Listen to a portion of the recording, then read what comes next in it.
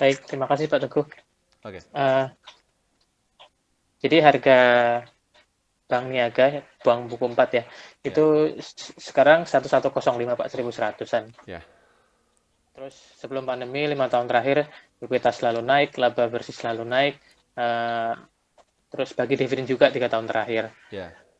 PBB masih relatif murah dibandingkan Iya, masih bank-bank 0, buku 4 ya. yang lainnya. 0, Ya, betul Pak. oke, terus? Nah, di harga yang 1100 ini Pak Teguh melihat seperti apa Pak? Tapi saya lihat juga dari tren harga beberapa tahun yang lalu ya, paling tinggi paling 1400-an ya atau 1500-an. Iya, 1400. Ya, itu aja Oke, Pak. saya Thank jelaskan. you Pak. Oke. Tapi saya tanya dulu Pak Bangkit. BNGA ini punyanya siapa? Pemiliknya siapa? Singapura kalau nggak salah ya Pak ya. Atau Malaysia atau Singapura ya? Malaysia. Iya. Malaysia.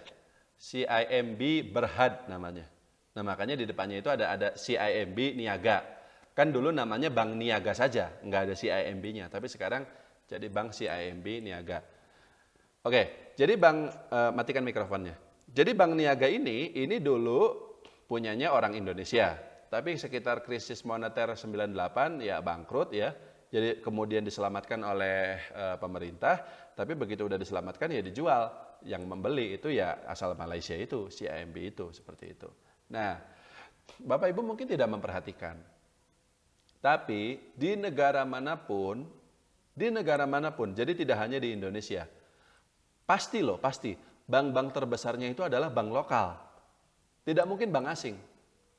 Anda bisa lihat di Amerika Serikat, bank-bank terbesar di situ siapa? JP Morgan, segala macam. Di China, ya Bank of China, ICBC, tahu ICBC kan? Industrial and Commercial Bank of China.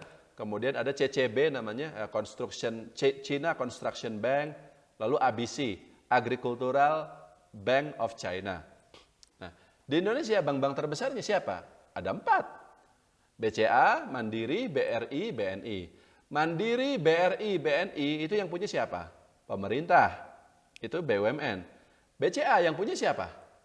Swasta Indonesia. Jarum kan? Jarum itu dari orang Indonesia. Di luar itu kecil-kecil semua. Danamon, CIMB Niaga, OCBC NISP, tahu Pak? NISP. Itu yang punya OCBC, OCBC. OCBC ini dari mana? Singapura. Itu juga kecil. Kemudian apa namanya?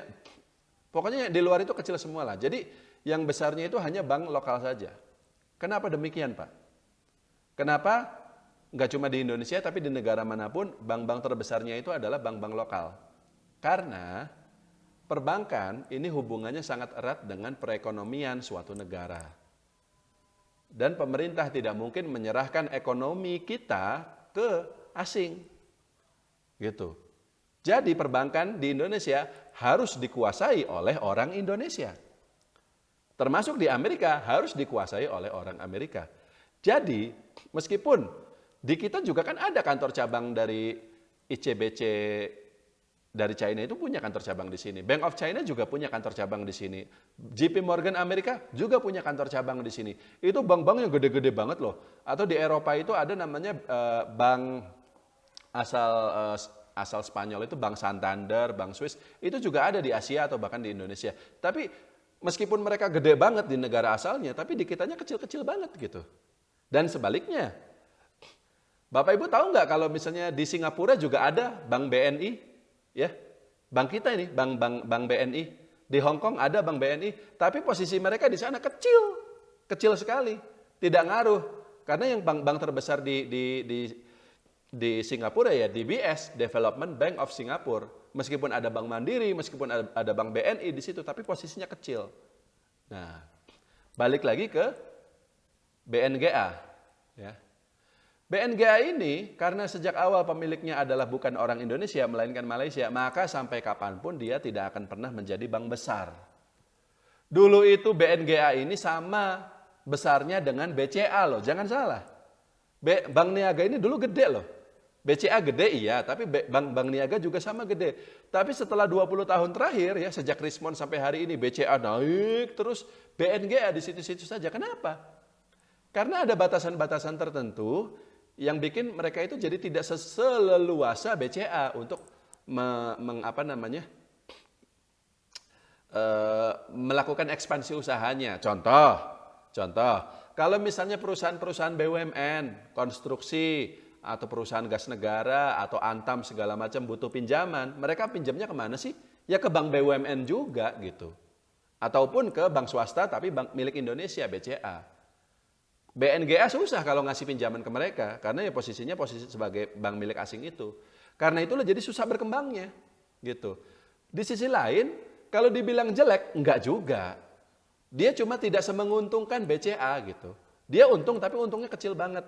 ROE, NIM, ROA segala macam semua indikatornya kalah kalau dibandingkan dengan bank-bank milik dalam negeri. Termasuk sebenarnya kan kayak bank BTPN ya. BTPN ini kan dulunya punya Indonesia tapi sekarang ya udah punyanya Jepang. Tapi waktu BTPN ini masih punya orang Indonesia untungnya gede banget itu. Bank BTPN ya. Sama anak usahanya Bank BTPN Syariah. BTPS kode sahamnya itu. Nah, ya lalu ada BRIS ya, yang sekarang jadi BSI, Bank Syariah Indonesia. Itu punya Indonesia, itu akan jadi besar itu suatu hari nanti. Tapi BNGA enggak, Pak. Nah, tapi sekali lagi di sisi lain valuasi saham, karena kinerjanya nggak bisa disebut jelek juga, maka pada harga saham tertentu saya memang tertarik. Memang murahnya BNGA ini sekitar harga 800-900 lah. PBV 0,5 sampai 0,6. Kalau udah di atas 1000 agak susah. Betul, paling mentok-mentoknya sampai 1.500. Untuk naik lebih tinggi lagi, ya syaratnya kinerjanya harus bagus dulu. Tapi, sayangnya, saya tidak melihat peluang itu. Selama bank ini masih dimiliki oleh Malaysia, kinerjanya ya bakal begitu-begitu aja. Laba dia naik, tapi naiknya segitu aja. ROE dia tidak akan pernah setinggi BRI atau bank-bank yang lain seperti itu. Jadi gitu sih Pak Bang. Nah sayangnya sekarang dia harganya udah di 1.100-an. Yang kemungkinan karena dia ikut-ikutan naik karena cerita bank digital itu. BNGA ini kan meskipun sebenarnya bank besar, tapi sahamnya kan nggak liquid ya. Nggak liquid. Jadi kalau dia naik, gampang naiknya.